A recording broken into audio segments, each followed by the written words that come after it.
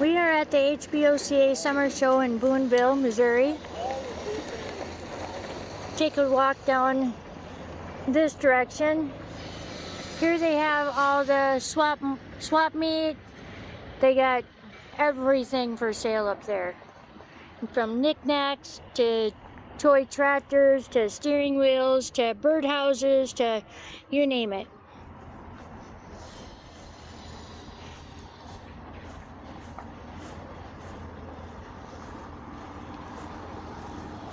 Go down the hill here.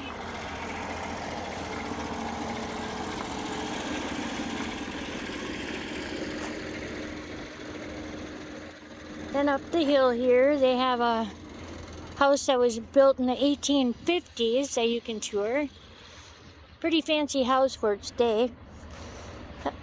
Having ice cream for sale, chocolates for sale. They show you how to do the rope making and stuff like that. Here's their lawn tractors section.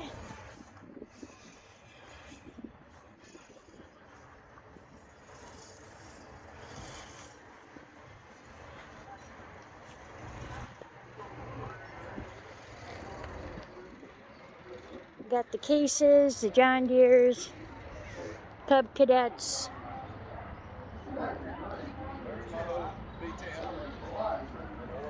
Alice, Chelmer, Ford.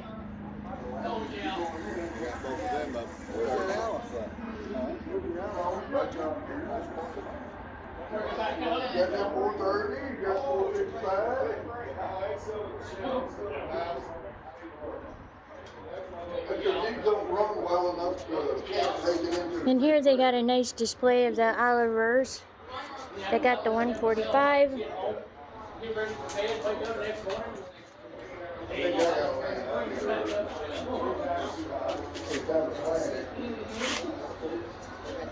$145.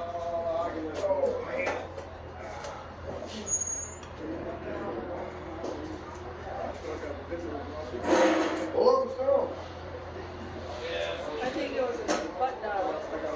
It was like, no, the one was Victoria, the other one was button. Because somebody else. 105, 75.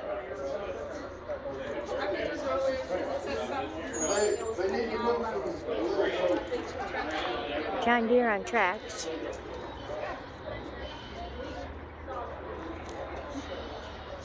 John Deere Duo.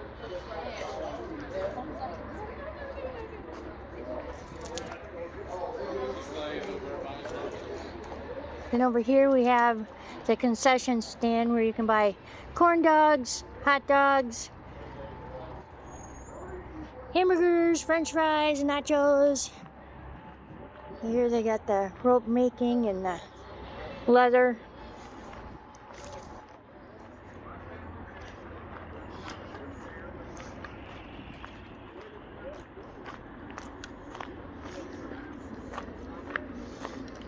I'll walk in this building. I'll show you. There's a couple people in here that have displays.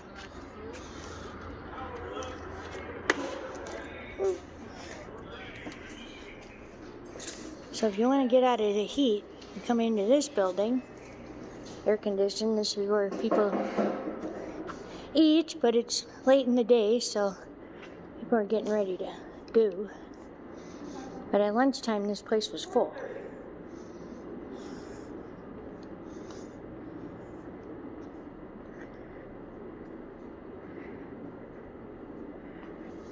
She's weaving some shawls. Yes. Making a YouTube video. Aha. Of showing what you're doing. This is a continuous weave triangular loom. And it was invented, or we think it was invented through the grapevines. You know how that goes. Yeah. A woman had wrote a journal about her and her husband. But they started off and she come to America from Scandinavia to find a husband and to go out west. Oh. And She found the husband. They raised sheep for a while, and she sheared her sheep and put her fleece in the Conestoga wagon. They left in April and headed out of Independence, Missouri, out west. Okay. So she got her dream. They could not put a loom in a wagon. They were way too big. Oh. So she would spin and card during the traveling part, and at night she'd get out and they'd come up with this, and it would lay flat against the wall in the wagon, and she could take it out and hang it on the wagon, and she could weave at night with what she'd spun during the day. Wow. That is pretty neat. Very neat history. She talked about in her journal of making shawls, and she'd put two together and make blankets. So they're all out of heavy wool. Okay. And they ended up in Montana, and she said she made scarves and bandanas and things like that. So she said they were on the front of the wagon, and they would cover their heads in a headscarf, put on their hats, and then cover their faces with a bandana and put a poncho on over that so that they did not freeze while they were traveling. Oh, freeze. I thought you meant like dust or lungs or No, they were in the cold mountain areas going on into Montana. Okay. And they had to live in that Conestoga wagon, so she said we survived in the wagon under all those wool blankets she made Wow. until they got something built. And I didn't Kind of an American hero in a way. Yeah. Yeah. So anyway, the triangular loom was attributed to her as far as we know. And, you know, I'm not saying somebody else didn't come up with it, but Yeah. that was in her journal and how they did it. And How neat. So it's just a bunch of nails, and you just loop the nail and yeah. up You and start down here and at the corner, and you go across, and you start weaving down. You put 2 rows of warp in and a row of weft every time you pull it down through. very neat. Well, thank you for the history. You're quite welcome. And a quilter. Yes, I'm doing English paper piecing, and it was developed in England before the advent of sewing machines. You know, everything was handmade. Yeah. So at that time, everything was very precious. So they wanted to use the very most of any fabric that they have. Yep. And if you're a sewer, you know that you have to put your pattern on the straight of grains, or if you put it on a bias, it goes out of shape. Right. So, but they developed this because they could put this piece of paper on any type of fabric, and it didn't make any difference about the grain, because you basted it to the paper, and then you went ahead and you sewed them together, and once this inner circle is stabilized with an outer circle, then they could take the paper out and reuse it. Oh. And that was very important too, because paper You don't was waste also anything. you did not waste anything. Right. So, and when they came to America, the settlers came to America, this came with them because, just for the simple fact, it was a wonderful way to use up the tiniest scraps. Everything. Every little bit. Yeah. And it's My all, grandma was a quilter, and if she made a dress, the scraps went in a, scrap basket. yes. And she yes.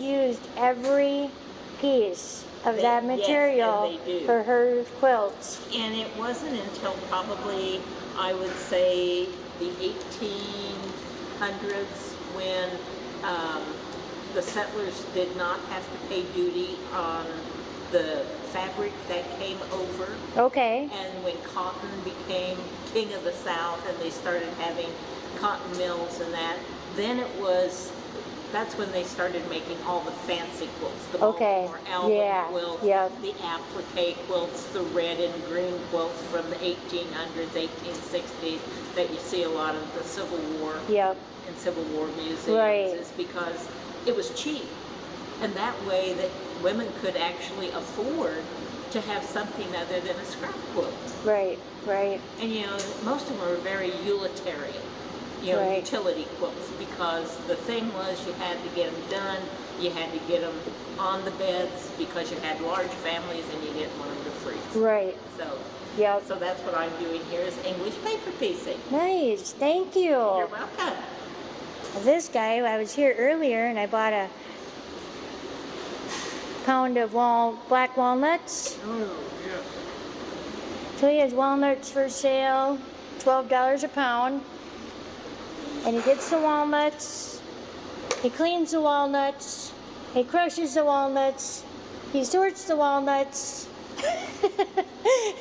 He's And a then- nut. He's a nut.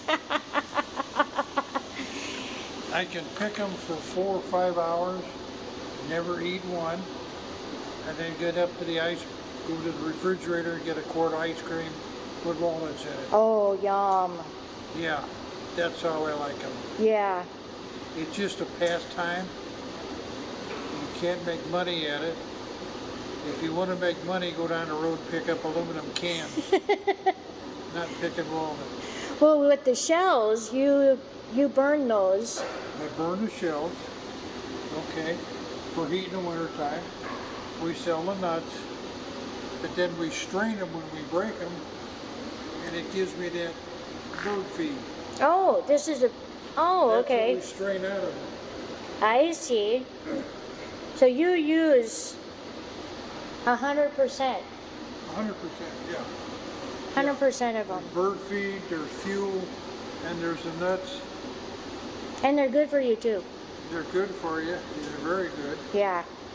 And then I sell them for $12 a pound.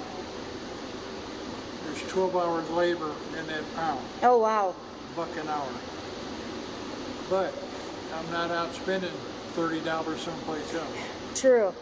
I'm not getting in trouble. So it keeps you occupied, gives you something to do. Yeah. I may attribute to this, but I'm not for sure. I'm 84. Look at this. That's pretty good. And I think it's because Working with your my hands. hand keeps the muscles tight. Yep. I don't know. It's that good to be a fact. exercise. It could be. Yeah. It could be. Yeah. But it's a pastime. I come and demonstrate. People have never seen some of these techniques of the way I've done it. Nobody's ever heard of straining them. When you strain them, you get out a lot of the shells. Otherwise, they end up in the nuts. And after I pick them like this, I strain them again. That way I get big pieces, and then I strain them again and I get small pieces. Yep. But by having straining them, you lose all the little pieces that you can't see. But if there is a nutshell in there, you can see it because it's big enough to see. Okay. So it's a, I won't say safety, but it's a Almost like factor panning that for enters gold. into it. Yeah. When you hit one in your teeth, you know you hit something. They're hard. Right. So there's a thing, if the walnut sinks, it's good. No. And if it floats, If it's. they float. If they float, they're good. Yeah. I put them in a basket and I put them in a zinc. Fill it up with water. I throw a cup of bleach in there, and that kills the bacteria, mold, whatever on Yeah. the outside of the shell. Because when you crack them, they're all mixed together. Just cleans them. If they float, they're no good Ah. because there's no nut in there to Oh. weight-wise. So they're more buoyant. They. Yeah. Yep. I proved it one time. Just to prove it, I had 150 that floated. I'm going to prove this factor. So I took the 150, separated them. A later date, I went and cracked all 150. Not one of them was good. Wow. I can crack a 5-gallon bucket of nuts and not have a bad one. So I'm being efficient. Yeah. Yep. Instead of cracking one I got to throw away, I'm cracking one that can be used. Right. Right. A That is five- very interesting. Yeah, a 5-gallon bucket full of green ones, like you pick up when it falls off a tree. If you take them in to sell them, that'll bring you $1. $1 a 5-gallon bucket. Wow. That's all. A 5-gallon bucket with nuts that have been all cleaned will equal about 3.5 pounds of nuts. Wow. So you don't get a big percentage. Right. You have to crack between 150, and that's when you first pick them up, and then you throw some away. You have to crack between 150 to 200 to get a pound of nuts. Wow. So it's not a More just business. a hobby. It's a hobby. It's a hobby. Yeah. It's a hobby. Well, we're gonna go over here because she has a. Yeah, go over and see her spin. Yeah. She has a wool. What are these called? I'm sorry. What is this called? It's a spinning wheel. It's a spinning wheel. It's a great wheel. Okay. It's one of the names they call it. It's for making thread, Okay. probably wool thread. Yep. So you just start off with the raw wool, Yes, and then it makes the thread. yes. You would probably wash it and comb it some, Okay. probably. Maybe bleach. Do you bleach it to get it No, white, or you all wouldn't natural? bleach You can, like, sunshine will cause things to whiten, Okay. but mostly you have to start with a white sheet. Yeah. Neat. Really. So is this the end product? Yes, this is the end product.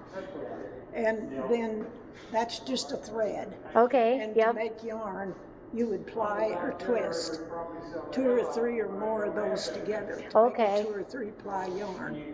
Okay. And well, sometimes use them singles, but usually you ply it in something. So how long did it take you to make that?